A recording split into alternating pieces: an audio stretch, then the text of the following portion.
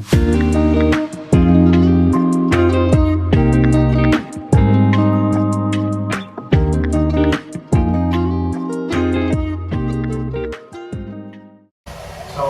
guys, jadi pada kesempatan kali ini kita semua akan melakukan sebuah podcast ya guys ya.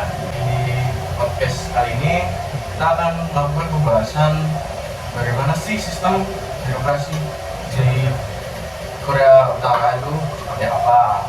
Nah, lalu sebelum kita memulai podcast tersebut, izinkan saya memperkenalkan anggota-anggota kami. Di balik podcast itu ada Saya Yosua dengan NIM 218. Saya Adriel dengan NIM 232. Saya Nazikrio dengan NIM akhir 242. Saya Abimanyu dengan NIM 208. dan dengan saya sendiri Aurelius Diar dengan NIM 216. Nah, baik nih, kira-kira gimana sih awalan yang bagus untuk membahas tentang sistem pemerintahan Korea Utara tersebut? Ada yang tahu nggak kalian semua gitu? Gimana nih? Ya mungkin bisa diawali dari pojok kanan kali ya. Iya. Membuang dengan Tidak, yang baik kan diawal dari kanan. Oke. Sistem pemerintahan negara yang baik menurut saya pribadi adalah bagaimana sistem itu berjalan yang bermanfaat untuk masyarakat itu sendiri. Berdampak lah ya. Berdampak untuk masyarakat itu sendiri, bukan hanya untuk kalangan atas, tapi juga untuk masyarakat itu sendiri. Karena fondasi dari sebuah negara merupakan masyarakat. Setuju. Mungkin dari saudara Abi? Mungkin sebenarnya mungkin tambahan aja ya, sepakat sama Mas Yosua kalau misalkan gimana sistem itu bisa berjalan berdampak atau bermanfaat bagi masyarakatnya, karena orientasinya kan bagi masyarakat itu sendiri kan. Cuma kadang kalau misalnya kita nyinggung Korea Utara nih kan ya agak sensitif nih kan. Kita tahu kalau sendiri gimana pemerintah yang berdiri negara itu berbeda dengan negara kita sendiri nih, Indonesia nih.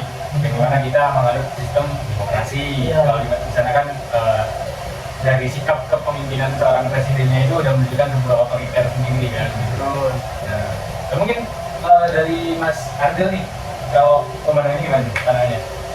Ya, kalau kadang misalnya sih ke Korea Utara ya, kan udah terkenal lah Korea Utara, pasti kan orang-orang Indo juga udah pada tahu Korea Utara tuh gimana pemimpinnya tuh seotoriter apa. Ya, Ketat banget. ketat banget ya. Itu sih menurutku kalau daripada kamu, kalau Indonesia sih bisa mengalami itu pasti bakal pecah sih. Kalau kita kan Contoh ya. nggak cocok. Mungkin juga faktor ini ya, kita kan terbagi antara kelompok, Ya, berbagai suku tuh. Ya. Multikultural. Ya, benar banget. Apalagi kalau kemudian kita itu kan di negara Iya. Artinya Rio. Berbeda-beda Tapi satu dua. Cocok. Mungkin di Korea nggak ada tuh. Di pokoknya Pemimpin, ikutin pemimpin, kan ikutin dibahas langsung. Kepemimpinan tunggal kalau gitu. Tapi mungkin menurutku ada pandangan positif juga mengenai apa otoriter itu. Gimana? Dari sisi untuk ngeberantas korupsi. Kan mungkin di negara kita nih buat yang korupsi pasti masih cuma berapa tahun. Kalau di sana tuh langsung dihukum mati. Ketat ya aturannya. Ketat banget aturannya. tapi dalam sistem HAM itu salah nggak sih? Kalau kita langsung kayak salah dibunuh.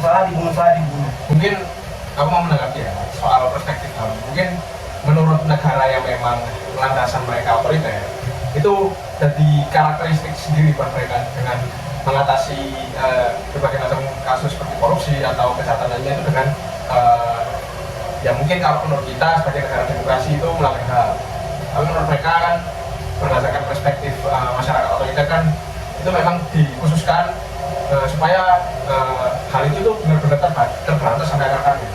Karena mengingat kan Korea Utara ini kan basicnya memang negara komunis, nah menunjukkan kesetaraan. Jadi meskipun pada ujung pemerintahnya itu sedikit sih memang otoriter, tapi mungkin itulah yang mereka anggap upaya paling signifikan dalam menghadapi permasalahan negara mereka. Tapi ngomong kalau misalnya kayak Korea kita kasus di negara yang sangat diktator gitu kan ya ininya, ada nggak sih kasus perlawanan dari masyarakat Korea Utara sendiri itu? Kayaknya nggak ada. Iya sih. Untuk itu Nggak ada. ini nggak ada deh. Soalnya kayaknya setahu gue tuh pernah baca berita itu ada orang tapi langsung ditangkap gitu. Ya. Ya. Rumornya langsung Rumornya.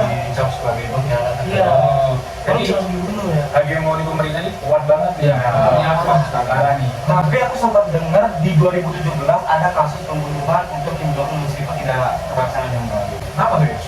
Ya karena memang ya pengawalan yang ketat. Jadi Terlalu patriarkis. itu jadi kegagalan itu yang membuat kayaknya masyarakat itu takut lagi dibunuh. Karena pelaku tuh langsung ditembak mati. Bahkan keluarganya keturunannya pun dibunuh di Batam. Jadi makanya kalau sekarang ditanya emang ada kasus perlawanan, mungkin masyarakatnya lebih takut. Karena yang dibunuh bukan cuma mereka sendiri, tapi keturunannya, keluarganya, saudaranya, situ. Makanya banyak masyarakat yang mungkin memberontak, tapi ya mereka takut begitu.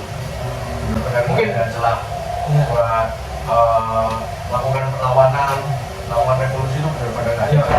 Karena memang setelah tahu ada aksi pengkhianatan itu langsung dibunuh semuanya. Iya. Mereka mungkin dari pandangan para pemerintah di sana, kita kan menyuarakan pendapat ya. Itu dianggap sebagai kita itu gak selaras dengan pemerintah paling atas, dengan birokrasi paling atas, itu dicap sebagai pengkhianat. Cuma karena kita berbeda pandangan dengan mereka. Jeleknya itu gitu, gak jelek. Apa ya? Memang negatifnya Negatifnya itu. Jadi mungkin nggak sih kalau misalnya nih kekuasaan itu kan tunggal nih nantinya.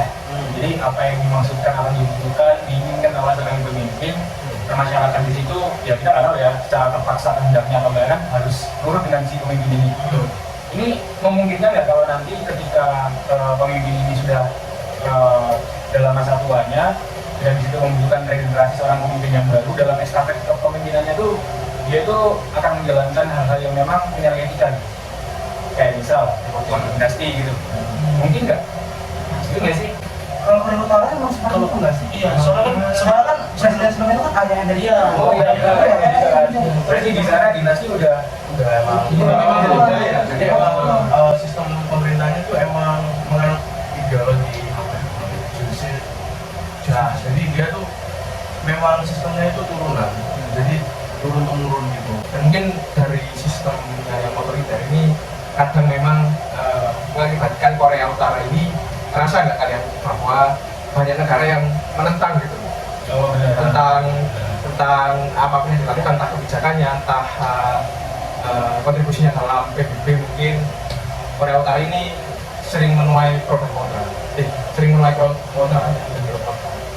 Tapi sebenarnya itu kita lihat atas dasar perspektif kita yang tidak mengalami kebijakan seperti itu ya sih kan.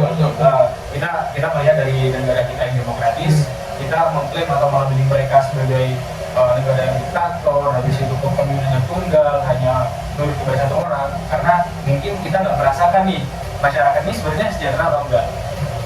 Mungkin aja emang ada masyarakat yang setuju dengan kepemimpinan seperti itu.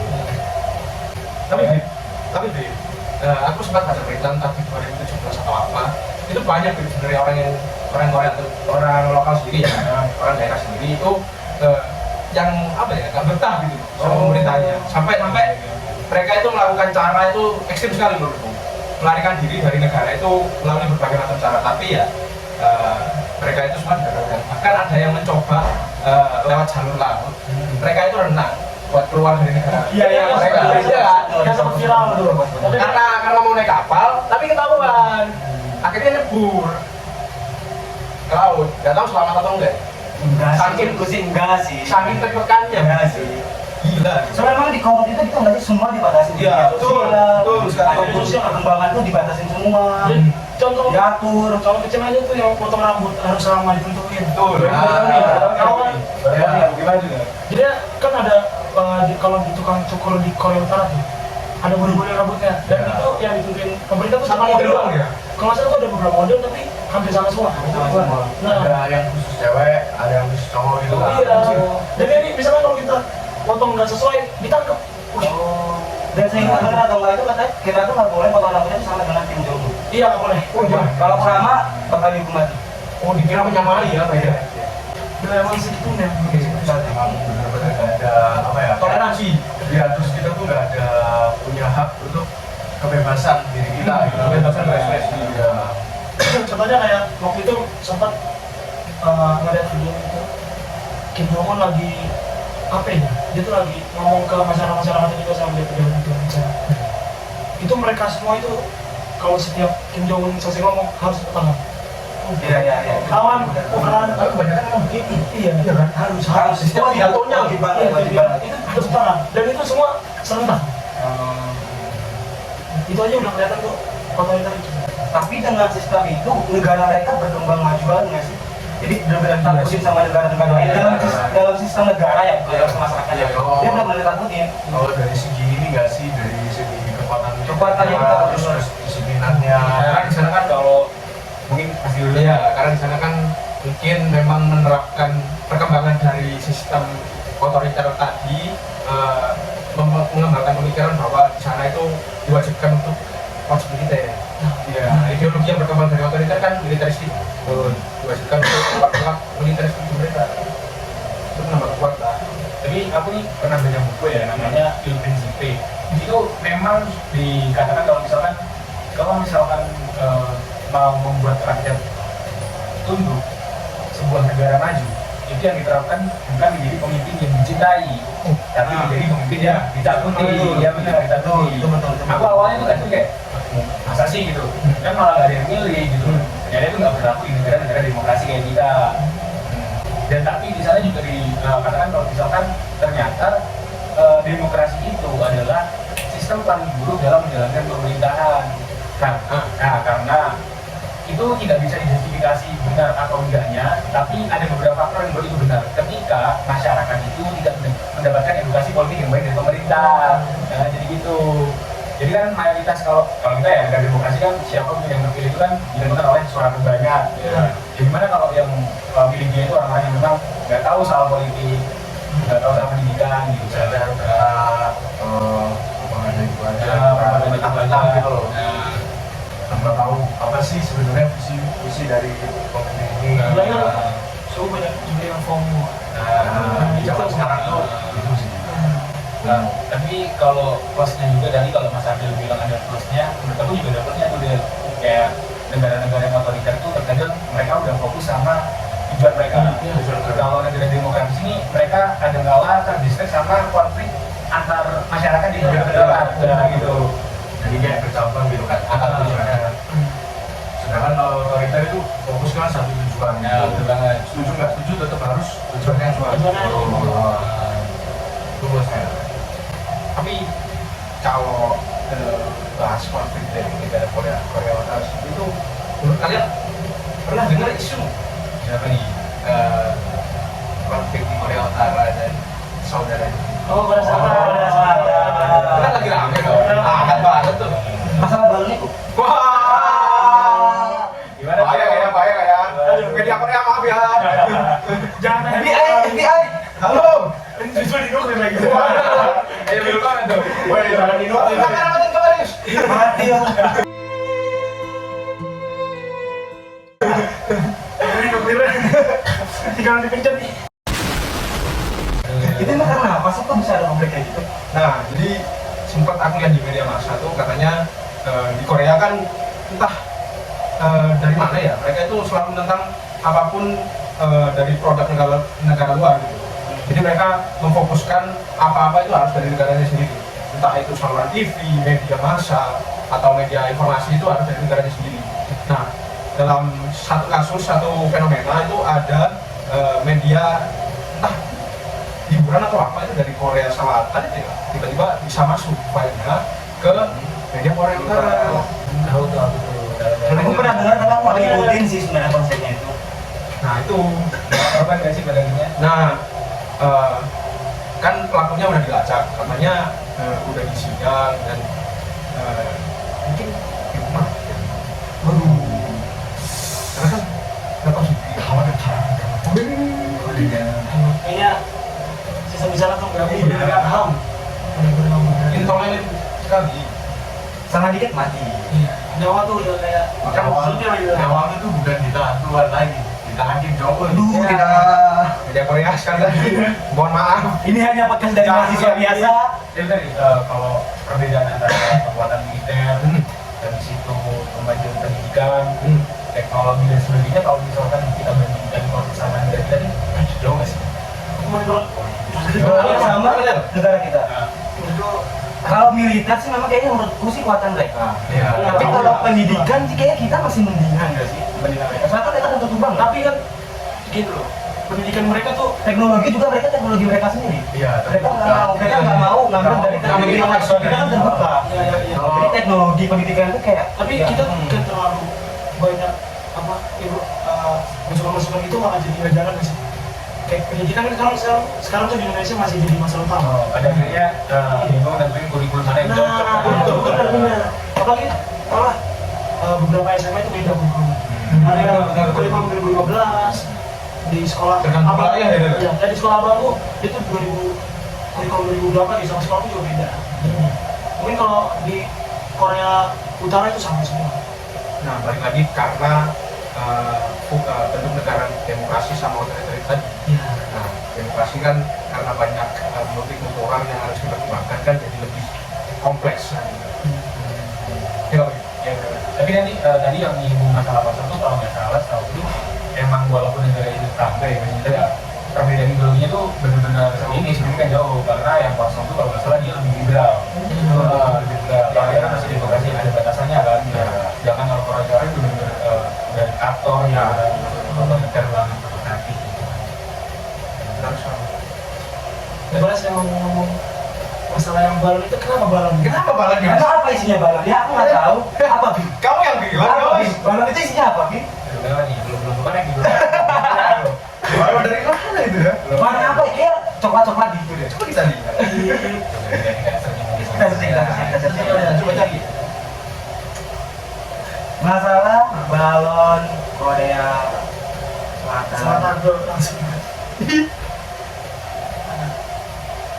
Korea Utara telah mengirimkan Balon-balon bersih sampah ke Korea Selatan. Sampah. Bahaya kan, Yus? Orang Bahaya, bahaya. Mulai namanya balon dan benda Yang mengirim balon berisi sampah. Seoul Style Music Depok aja. Mungkin ada satu yang bisa ceritain kronologinya nggak? Gimana ya? Ayo silakan. Beneran? Jadi Korea Selatan apa pada tanggal 8 bulan 6 Korea Selatan mengirimkan sebuah balon-balon yang membawa kertas bekas dan lembaran plastik yang mendarat di wilayah Korsel. Korea Utara belum menanggapi pengumuman Seoul tentang siaran musik K-pop. Dilarang. Karena musik K-pop. Jadi ini tuh propaganda sebenarnya. Memang mau siaran propaganda melalui pengeras suara sebagai aksi ajakan perang. Bahkan Korea terus wah mengancam akan meledakan alat pengeras suara. No. Oh, ini aku dapat info lagi. Hanya karena mengeras suara. Kan pengeras suara. Iya, karena Dar. terima gitu loh. Wah, Langsung diajak perang aja. Gimana dari gue? Dan ternyata ada info juga dari Korea Utara. Kalau warga Korea Utara itu dilarang bawa ponsel. Iya. Itu kan ponsel bikinan mereka sendiri nggak sih? Kayaknya mereka punya ponsel sendiri nggak sih? Oh, maksudnya mereka ini ya menolak produk-produk luar negeri itu masuk ke negara mereka. Iya. Tapi dengan tujuan ada tujuannya nggak sih? Kalau menurut aku nih ya, mungkin dengan tujuan biar SDM-nya itu terlatih buat mengembangkan teknologinya secara mandiri. Gitu. Menurutku juga itu gara-gara kalau pengaruh atau budaya-budaya di luar itu merusak budaya lokal itu sendiri nggak sih? Oh, mungkin bisa jadi. Kayak kita kan nerima open semuanya hingga akhirnya ya kita kayak gini. Jadi Korea Utara tuh benar-benar mewanti-wanti itu terjadi. Mungkin itu sisi positifnya dari Ya, Korea. tapi ya, pasti ada negatifnya juga. Kayak inovasi, jadi kurang adaptif lagi, kolaborasinya kurang. Ya benar-benar. Kalau kalian tahu nggak berita yang di negara kita sekarang nggak boleh impor iPhone. Aku tahu itu, aku tahu. Mana iPhone? Aku tahu. iPhone terbaru ya iPhone 16. Ya, Aku tahu. gara-gara iPhone itu awalnya tuh pengen buat pajak, buat Android kita. apa perusahaan atau apapun di Indonesia, tapi harus ada syarat 20 tahun bebas pajak. Oh, bukan 20 tahun. 20 tahun kan bebas pajak. 20 tahun. 50, pas 50. Jadi diperpanjang. Dia itu iPhone itu mau investasi di Indonesia, cuman hanya sekitar 1 triliunan kalau nggak salah itu. Tapi dia tuh meminta holiday tax selama 50 tahun. Jadi kayak Gak bayar pajak sama sekali. Kenapa nih ngomongin tadi ada apa namanya penolakan impor produk dari luar negeri. Habis itu tadi kita singgung hak asasi manusia Rusia, itu kita tadi singgung kekuatan militer. Ini apa ada konspirasi yang agak mungkin berbahaya dikit, mungkin nggak Indonesia itu. Aduh, belum ngomong. Jangan sabar. Apa ada pemimpin baru? Bahkan memang dari militer juga. Aduh, apakah akan dejavu? Apa akan dijabukkan 9 gram? Iya, pena zamanku tau.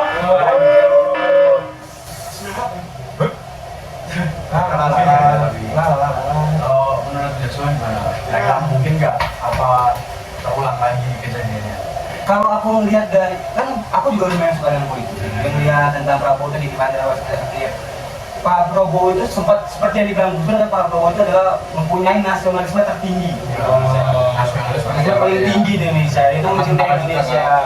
Jadi meskipun tingkahnya itu pas pemilu memang agak gemoy, tapi pas dia menjabat 28 orang yang korupsi ditangkap sini bro. Langsung ya? Langsung ditangkap. Baru awal ada gebrakan nih yang Dan dia benar-benar sangat tegas, benar-benar. Aku ingat di pidatonya apa ada kesalahan kecil dia langsung dibahas. Seperti misalnya cukup banget tuh buat mengubah perspektif orang-orang yang pas sebelum pemilu itu nggak berada dalam kubu dia tuh. Betul. Perspektifnya akan diubah sekarang karena lihat pencapaian Pak Prabowo yang mungkin masih beberapa hari toh. Betul. Beberapa hari jabat. Udah dibabat tuh, terus bagian terbaru. Terus dari Kominfo juga, kemarin kan menterinya dari Komisi 1 DPR. Dalam beberapa kurun waktu 10 hari, ini rekor ya. Aku baca dia udah memblokir situs judol sebanyak 168.000. Pencapaian tuh.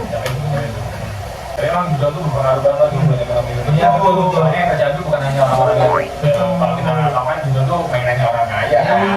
Yang orang kaya. Enggak juga, Oh juga. enggak, malah awalan dari Jakarta Banyak ya? malah beberapa yang memang kerja serabutan tuh sempat main. Wah. Walaupun itu awalan dia bilang apa, beberapa itu tetap main, masih tetap main. Maksa nih berarti dia orang Iya, Mau coba keuntungan ya? malah ada yang sampai jual barang, Dua jual TV, jual item itu temen sendiri. Demi nyoba keuntungan itu. Iya, Itu topik tentang Korea Utara. Menurut kalian wajar nggak sih mereka kayak gitu untuk melindungi negara mereka sendiri? Atau memang itu cuma sebuah keegoisan dari pemimpin yang pingin ya udah ingin sendirian menjabat tentang keluarganya doang? Atau memang wajar? Ini multi perspektif ya. Kalau dari moderator sendiri mungkin apa nih moderator? Wajar nggak Korea Selatan menerapkan sistem seperti itu? Atau memang cuma karena keegoisan doang dari seorang pemimpin itu? Ingin berkuasa terus menerus atau keluarganya berkuasa terus menerus? kalau menurutku ya hal itu tuh cukup wajar pemerintahan yang otoriter karena apa Korea Utara kan sistemnya udah turun temurun jadi udah kayak satu keturunan Iya, Satu keturunan dia. jadi emang menurutku tokoh-tokoh tersebut yang memimpin itu memang sebenarnya itu udah layak untuk memperjuangkan bagaimana bangsa-bangsa ini tuh kedepannya itu seperti apa, nasib bangsa ini itu seperti apa. Karena memang udah dari apa ya, dari sebelum-sebelumnya pejuang-pejuang sebelumnya itu kan udah diturunkan ke Kim Jong Un, jadi wajar aja sih Kim Jong Un yang nerusin sampai sebegitu ya. ya, jadi tetap menganut sistem otoriter itu wajar. Kalau mungkin dari aku, kalau kita lihat dari sudut pandang masyarakat itu kurang wajar karena itu benar-benar menentang masyarakat ini. Tapi dalam konsep atau pandangan perlindungan diri sendiri itu wajar. Karena kalau dia nggak kayak gitu, dalam waktu sebulan dia bisa dibunuh gitu memang. Kalau nggak ada konsep tentang otoriter seperti itu. Karena memang dari ayahnya kan sebelum menjabat kan ayahnya udah otoriter banget dan diturunkan ke anaknya. Kalau anaknya nggak ngikutin ayahnya, bisa-bisa jadi Jong Un dibunuh.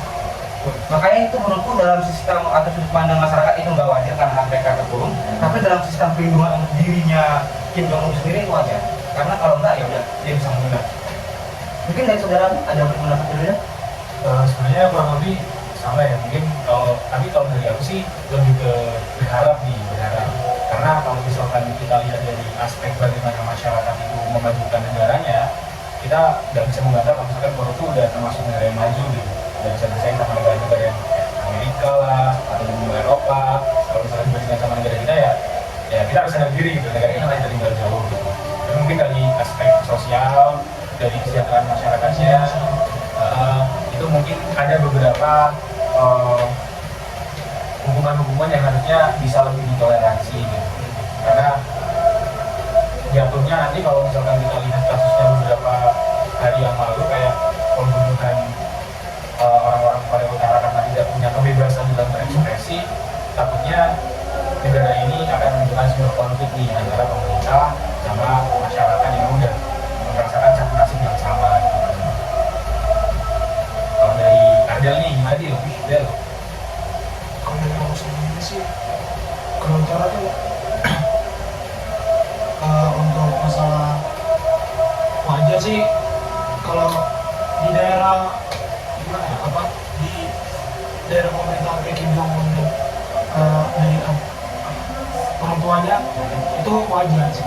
Sedangkan pasti emang diajari dari dulu-dulunya kayak begitu dan mereka gak ada masukan pelajaran yang lain menurutku sih. Ya mungkin ya dari masyarakat kembali lagi sih, dari masyarakat itu mungkin udah sedikit kurang soalnya terlalu ngikutin apa yang dipilih pemimpinnya itu juga kita sebagai mungkin kita negara demokratis ya, jadinya kita kalau ngikutin pemimpin terus juga lama-lama capek sendiri gak sih? Kalau dari dia nih gimana ya? Kalau dari segi kita lihat dari perspektif demokrasi kita ya, menurutku susah kalau dibandingkan. Ya, karena kan pandangannya berbeda dari dulu. Jadi mungkin kalau dari segi otoritarian dalam konteks tujuan negara itu memang mereka lebih fokus dan lebih nyata lah sih, lebih efektif. Tapi di satu sisi kita juga harus melihat sisi humanis juga. Kita sebagai manusia punya kehendak untuk hidup, kehendak untuk diberi keamanan dan kenyamanan. Hak kita sebagai manusia itu juga perlu dipertimbangkan. Jadi mungkin lebih ditekankan, lebih di evaluasi lagi atau orientasi dari HAM itu lebih dipertimbangkan lagi. Karena memang cenderung otoriter itu pemimpin yang otoriter ya cenderung dihumanis dari personal. Itu untuk dicapai dengan mereka. Karena dia menganggap bahwasanya dukungan itu sudah secara pribadi. Betul. Semuanya itu cuma alat. Ya. Sih. Karena dia kalau bahas soal Jaga kata-kata kan sih. aku takut Itu lebih ke mikir apa ya harus kita katakan sebenarnya. iya masih lebih takut cara ngomongnya. Takutnya kan ada yang tersinggung nih, ntar kita diserang bahasa. Kali ada Ini bukan bahasa deh, udah. Wah, udah langsung gak bahas ya langsung berudah. Kalau lu ke satu Surabaya anjing. Awalan bisa sih, karena yang kita tuh ada namanya PBB. ya betul betul. Meskipun apa? Bib, meskipun PBB meskipun ada PBB meskipun tidak Tidak berkutik sama sekali. bahaya Kalau dimasukin mojok masuk deh kita. Banyak sarkas. Dia masuk gini masuk penjara. Tapi ya nggak apa-apa, ini kan namanya Kita kan mahasiswa ini posisi kita kan sekarang di negara yang demokrasi. Itu yang pandangan masing-masing. Jadi kita bebas menyuarakan selama masih dalam wajar. Iya, mungkin kalau kita bikin video kayak gini ya, kita udah mungkin udah juga udah di Nggak ada kayaknya. pulang-pulang foto doang sih. Enggak. Kayaknya juga pertamanya si Gio nggak bakal gini sih. Beda lagi dia tuh. Udah nggak ada. Nggak ada kayak gini. nggak Kayak berani pasti. mereka juga gak bakal kasih tugas kayak gini. Tugas mereka paling belajar megang roda. Aduh. Mereka mulai dengan senjata. Iya. Iya benar banget coba.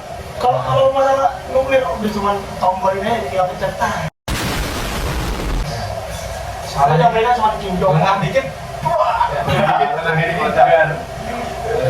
Mungkin itu ya diskusi kita. Gimana ini? Oh, Sudah iya. cukup, Sudah sudah. malam juga nih kayaknya. Iya. Ada malam banget coba. Gimana? Bang moderator gimana? Ada kata-kata penutup untuk hari ini? Ya, kalau Kata-kata kita- hari ini apa Kak Tum? Closing statement.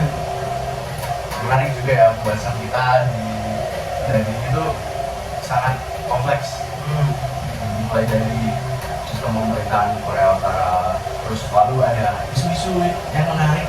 Iya itu di Terus negara kita juga seperti apa, kayak melakukan perbandingan. Ya emang cukup berat kayaknya. Kayaknya kalau saya disuruh tinggal di Korea Utara, walaupun dikasih uang, ya orang pun nggak mau dan terima. Memang luar biasa demokrasi.